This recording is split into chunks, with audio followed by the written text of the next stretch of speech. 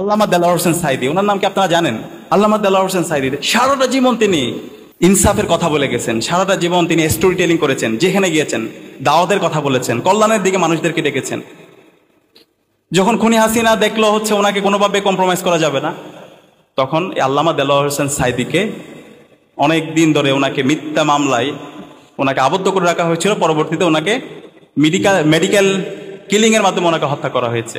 কিন্তু আজকে পুরো প্রজন্ম মাওলানা দেলোয়ার হোসেন সাঈদীকে শ্রদ্ধার সাথে স্মরণ করছে। কিন্তু দেখেন ফ্যাসিস্ট হাসিনা গত 16 বছরে এবং তার যারা আমলা, তার যারা রাজনৈতিক দলের, তাদেরও তো অনেক ক্ষমতা ছিল, কিন্তু আমরা কি তাদেরকে স্মরণ করছি? হ্যাঁ, আমরা তাদেরকে স্মরণ করছি অভিশাপের সাথে। পুরো জাতি তাদেরকে আজকে অভিশাপ দিচ্ছে। তারা আমাদের এই দেশকে একটা জাহান্নাম বানিয়েছিল, বাংলাদেশের সকল সম্ভাবনাকে নষ্ট করে দিয়েছে, আমাদের হাজার হাজার কোটি টাকা এখান থেকে লোপাট করেছে। বাংলাদেশের পুরো প্রজন্মকে তারা তাদের নৈতিক অধপতনের জন্য যত ধরনের আয়োজন দরকার সেই আয়োজনগুলো তারা করেছিল। এবং এই জুলাইয়ে আমাদের 2000 অধিক ভাই বোনদেরকে শহীদ করেছে, 40,000 আমাদের ভাই বোন পঙ্গু হয়েছে এবং এক পর্যায়ে দেশ থেকে পালিয়েছে, এবং পুরো জাতি তাদেরকে অভিশাপ দিচ্ছে। তো সুতরাং এতগুলো কথা বলার মূল কারণ হচ্ছে, প্রিয় কৃতি শিক্ষার্থী ভাই এবং বোনেরা, আমরা যতদিন বাঁচবো ততদিন এই সমাজে আমরা কল্যাণের কারণ হব, সোর্স অফ বেনিফিটের কারণ হব, সোর্স অফ গুড ডিডস এর কারণ হব। আমরা কি পারবো? ইনশাআল্লাহ আমাদের এই সমাজে বেঁচে থাকাটা কল্যাণের কারণ হবে।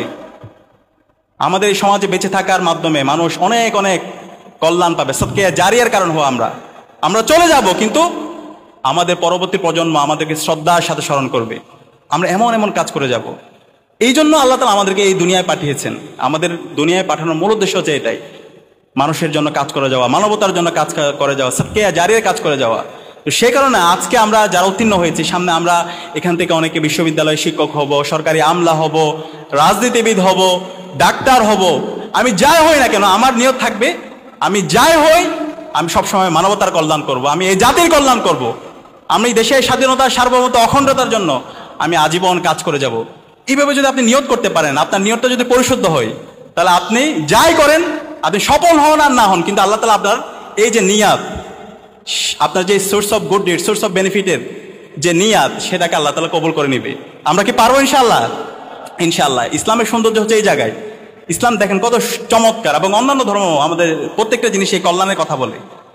ইসলাম বলছে হচ্ছে যখন আপনি কোনো ভালো কাজে নিয়ত করবেন, নিয়ত করার সাথে সাথেই আপনার সৃষ্টিকর্তা আল্লাহ তাআলা আপনাকে রিওয়ার্ডস দেওয়া শুরু করবে।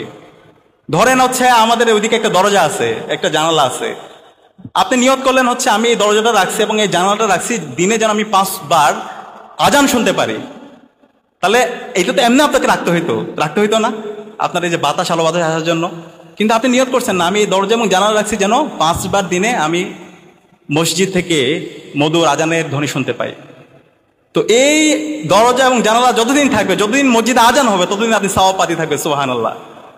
এই কারণে আমরা এরকম নিয়ত করবো, আমাদের নিয়তগুলো যেন অনেক বড় হয়।